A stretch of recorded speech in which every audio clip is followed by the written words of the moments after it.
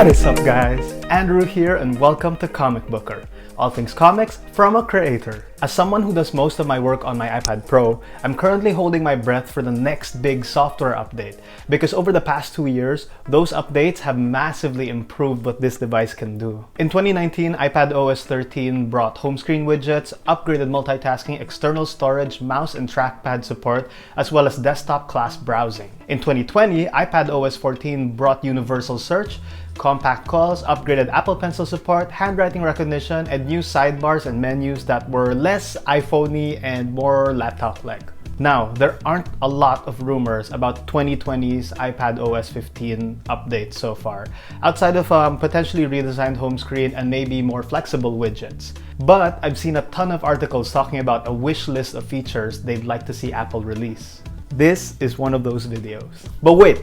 I'm not gonna go through a laundry list of things that could apply to everyone. I know everyone's workflow is different, and for my use case as a comics creator, this iPad has already done pretty well as a laptop replacement. There are just 3 things that I want to help me get my work done. First, I would love secondary monitor support.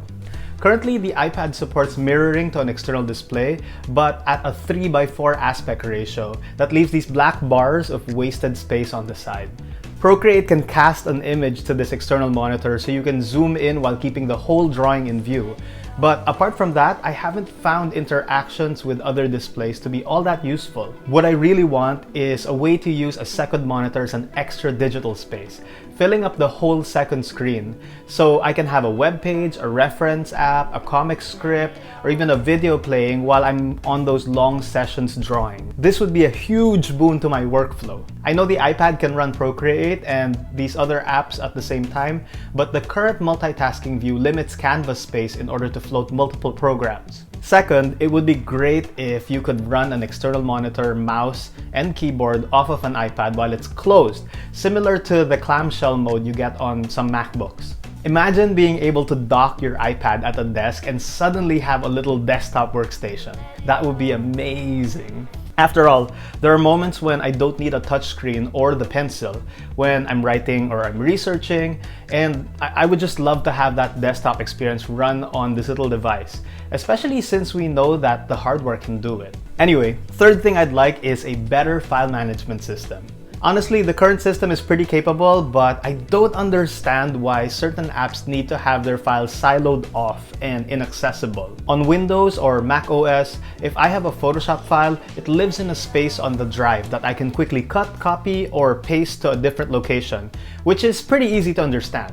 On the iPad, if I create a file in Procreate, it lives in this strange void that the file system can't access. So, if I wanted to do something as simple as backing up and deleting a local Procreate file, I have to first export to the Files app, move it onto an external drive, go back into Procreate, and delete it in the app. I find this to be a really inefficient process. And it's probably a waste of digital storage space to have files double up like that. Why not have Procreate read from a file folder and integrate better with the file system? Or the Photos app for that matter. There are several cases like this across various apps, and I just wish the file system were more open. Okay, so those are the 3 major ones, but there are also a bunch of little things that I'd love to see.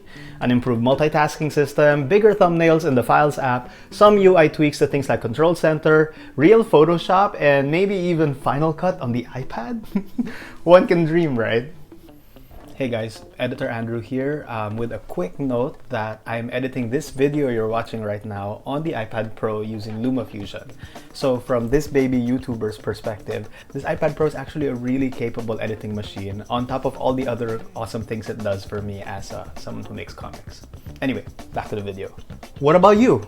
What would make this machine perfect for you? Let me know in the comments below. We have a little over a week before June 7 when Apple announces iPadOS 15 at WWDC. So we'll know soon enough if dreams will be dashed or made into sparkling reality. That's all for today, guys. I'm still waiting for my M1 iPad Pro to be delivered. Hopefully early next month. I was a little late to order, so watch out for that video.